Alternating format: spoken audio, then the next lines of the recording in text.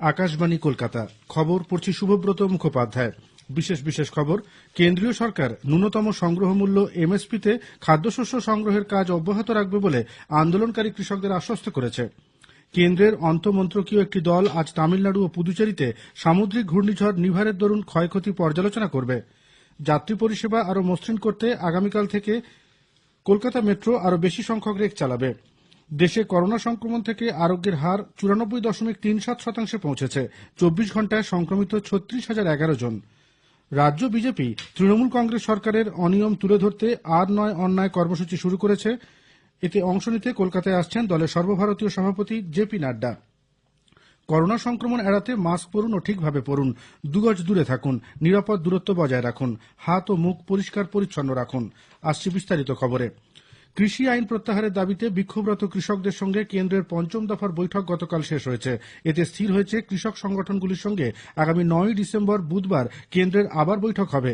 এদিকে ভারতীয় কিষাণ ইউনিয়নের পক্ষে রাকেশ টিকায়েত জানিয়েছেন সরকার একটি খসড়া তৈরি করে তাদের দেবে, তারা তা নিয়ে আলোচনা করবে। 8ই ডিসেম্বরে ঘোষিত ভারত বন্ধ হবে বলে তিনি জানান। কৃষি আইনের প্রতিবাদে পাঞ্জাব, হরিয়ানা, উত্তরপ্রদেশ সহ বিভিন্ন রাজ্যের হাজার হাজার কৃষক গত 11 দিন ধরে রাজধানী দিল্লিকে অবরুদ্ধ করে রেখেছে। কেন্দ্রীয় কৃষিমন্ত্রী নরেন্দ্র সিং তোমর বলেন, কৃষকরা ইতিবাচক চিন্তাভাবনা নিয়ে এগিয়ে এসে তাদের আন্দোলনের অবসান ঘটাবে বলে তাঁর আস্থা রয়েছে। তিনি আবারও জোর দিয়ে বলেন, কেন্দ্রীয় সরকার কৃষক কল্যাণে অঙ্গীকারবদ্ধ। কৃষক সংগঠনগুলিকে আশ্বাস দিয়ে তিনি বলেন, ন্যূনতম সহায়ক মূল্য থেকেই যাবে। এ নিয়ে কৃষকদের আশঙ্কিত হবার কিছু নেই। चर्चा बहुत अच्छे माहौल में हुई। हमने कहा है कि एमएसपी जारी रहेगी। एमएसपी पर किसी भी प्रकार का खतरा और इस पर शंका करना बेबुनियाद है। एपीएमसी के मामले में किसी प्रकार की गलतफहमी किसी को है तो सरकार समाधान करने के लिए पूरी तरह तैयार है। हम लोग चाहते थे कुछ विषयों पर स्पष्टता से कुछ सुझाव हमें मिल जाएं, लेकिन बातचीत के दौर में ये संभव नहीं हो सका। अब 9 तारीख को पुनः ये बैठक होगी। কেন্দ্রের নয়া কৃষি আইন প্রত্যাহারের দাবিতে কৃষক সংগঠনগুলির ডাকা আগামী 8ই ডিসেম্বরের ধর্মঘটকে নৈতিক সমর্থন জানাল তৃণমূল কংগ্রেস। কৃষি আইনের বিরোধিতায় চলতি সপ্তাহে টানা 3 দিন তারা রাজনৈতিক কর্মসূচি নিয়েছে। গতকাল তৃণমূল কংগ্রেস নেত্রী মমতা ব্যানার্জি জানিয়েছেন, তিনি কর্মসূচি শেষ দিন 10ই ডিসেম্বর ধর্মতলা সমাবেশে অংশ নেবেন। রাজ্যের 16টি বাম দল ও কংগ্রেসও এই বনধকে সমর্থন জানিয়েছে। তামিলনাড়ুতে নিভার ঘূর্ণিঝড়ে ক্ষতিগ্রস্ত এলাকাগুলির পরিস্থিতি খতিয়ে দেখতে একটি কেন্দ্রীয় দল সে রাজ্যে গেছে। কেন্দ্রীয় স্বরাষ্ট্র মন্ত্রকের যুগ্ম সচিব আশুতোষ অগ্নিহোত্রীর নেতৃত্বে 8 সদস্যের প্রতিনিধি দল 4 দিন ওই রাজ্য সফর করছেন। এই দলে কৃষি, মহাসড়ক, অর্থ, বিদ্যুৎ, গ্রামোন্নয়ন, মৎস্যপালন এবং জলসম্পদ দপ্তরের আধিকারিকরা রয়েছেন। ঘূর্ণিঝড়টি গত 25 এবং 26শে নভেম্বর তামিলনাড়ু ও পুদুচেরিতে আছড়ে পড়েছিল। এর ফলে ওই এলাকার কৃষি জমি এবং পরিকাঠামোর ব্যাপক ক্ষয়ক্ষতি হয়েছে। যাত্রী পরিষেবাকে আরও মসৃণ করে তুলতে কলকাতা মেট্রো রেল কর্তৃপক্ষ আগামীকাল থেকে আরও বেশি সময় ধরে ট্রেন চালানোর সিদ্ধান্ত নিয়েছে। ওই দিন থেকে সকাল 8:30টার পরিবর্তে 2 প্রান্ত থেকে সকাল 7টায় এবং রাত 9টার পরিবর্তে 9:30টার সময় শেষ ট্রেন ছাড়বে। দিনে 190টির পরিবর্তে আপ ও ডাউন মিলিয়ে 204টি করে ট্রেন চালানো হবে। মেট্রোর পরিষেবা বৃদ্ধির জন্য রেলমন্ত্রী পীযূষ গোয়েল কলকাতা মেট্রো কর্তৃপক্ষের প্রশংসা করেছেন। এদিকে যাত্রী ভিড় সামাল দিতে পূর্ব রেল আগামী 10ই ডিসেম্বর থেকে আরও 3টি স্পেশাল ট্রেন চালাবে। কলকাতা সীতামারি, কলকাতা মুজফ্ফরপুর এবং কলকাতা যুগবাণীর মধ্যে এই ট্রেনগুলি চলাচল করবে। আজ থেকেই এই ট্রেনগুলির জন্য আসন সংরক্ষণ চালু হয়েছে। প্রধানমন্ত্রী আগামী সোমবার আগ্রা মেট্রো প্রকল্পের কাজের সূচনা করবেন। উত্তরপ্রদেশ মেট্রো রেল কর্পোরেশন 5 বছরের মধ্যে আগ্রা মেট্রো 2টি করিডোরের কাজ শেষ করার পরিকল্পনা করেছে। এর ফলে শহরের গুরুত্বপূর্ণ পর্যটন কেন্দ্রগুলি মেট্রো রেলের মাধ্যমে যুক্ত হবে। প্রধানমন্ত্রী নরেন্দ্র মোদী আজ সংবিধান প্রণেতা ডক্টর বি.আর. আম্বেদকরের মহাপরিনির্বাণ দিবসে তাঁকে শ্রদ্ধা জানিয়েছেন। এক টুইট বার্তায় শ্রী মোদী বলেন, বাবা সাহেবের চিন্তা ও আদর্শ লক্ষ লক্ষ মানুষকে অনুপ্রাণিত করেছে। প্রধানমন্ত্রী বলেন, দেশ তাঁর স্বপ্ন রূপায়ণ করতে বদ্ধপরিকর।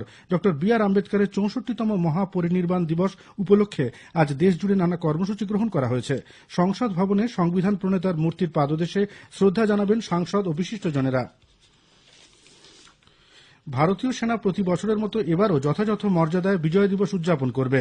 কলকাতায় গতকাল এক সাংবাদিক বৈঠকে সেনাবাহিনীর পূর্বাঞ্চলীয় কমান্ডের মেজর জেনারেল ভি শ্রীহরি বলেন, আগামী 14 থেকে 16 ডিসেম্বর বিজয় দিবস উদযাপন করা হবে। এবছর প্রতিবেশী রাষ্ট্র বাংলাদেশ থেকে 30 জন মুক্তিযোদ্ধা এবং বাংলাদেশ সশস্ত্র বাহিনীর 6 জন প্রতিনিধি বিজয় দিবসের অনুষ্ঠানে অংশ নেবেন। তবে করোনা পরিস্থিতির কারণে এবছরের অনুষ্ঠান সংক্ষিপ্ত করা হয়েছে। অন্যদিকে কলকাতায় নিযুক্ত বাংলাদেশের ডেপুটি হাই কমিশনার তৌফিক হাসান জানিয়েছেন, এবছর বিজয় দিবসের 50 বছর, তাই বিশেষভাবে দিনটি পালন করা হবে। এছাড়া মুজিবুর রহমানের জন্ম শতবার্ষিকীও পালন করা হচ্ছে। তবে কোভিড অতিমারির জন্য সব অনুষ্ঠান সংক্ষিপ্তভাবে করা হচ্ছে এবং ফোর্ট উইলিয়ামে এবছর বাংলাদেশ থেকে বিশিষ্ট অতিথিরা আসছেন না বলে শ্রী হাসান জানিয়েছেন। কেন্দ্রীয় তথ্য ও সম্প্রচার মন্ত্রক একটি নির্দেশিকায় বেসরকারি টেলিভিশন চ্যানেলগুলিকে অনলাইন গেমিং ও ফ্যান্টাসি স্পোর্টস জাতীয় বিজ্ঞাপনের ক্ষেত্রে advertising standard council of India ASCI এর নিয়ম মেনে চলতে বলেছে।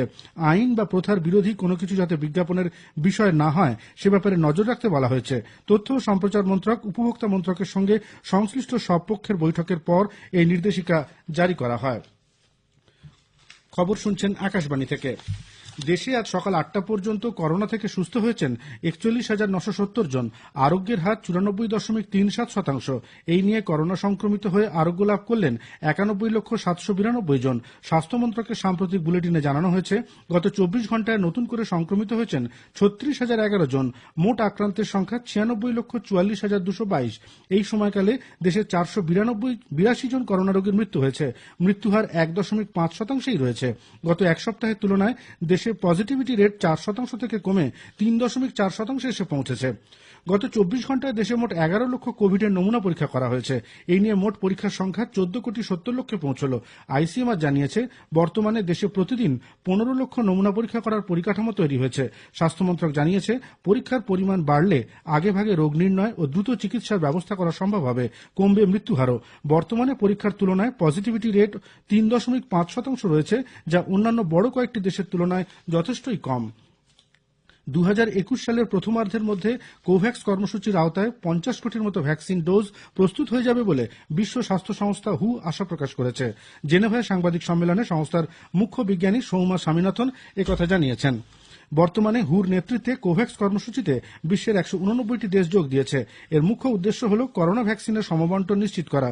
প্রাথমিকভাবে সর্বাধিক ঝুঁকিসম্পন্ন মানুষ, স্বাস্থ্যকর্মী এবং 65 বছরের বেশি বয়সীদের ভ্যাকসিন দেওয়ার পরিকল্পনা করা হয়েছে। গোটা বিশ্বে করোনা সংক্রমিত হয়েছেন 6,68,57,969 জন। সংক্রমণ মুক্ত হয়েছেন 4,62,44,197 জন রোগী। সংক্রমিত হয়ে মৃত্যু হয়েছে 15,34,570 জনের।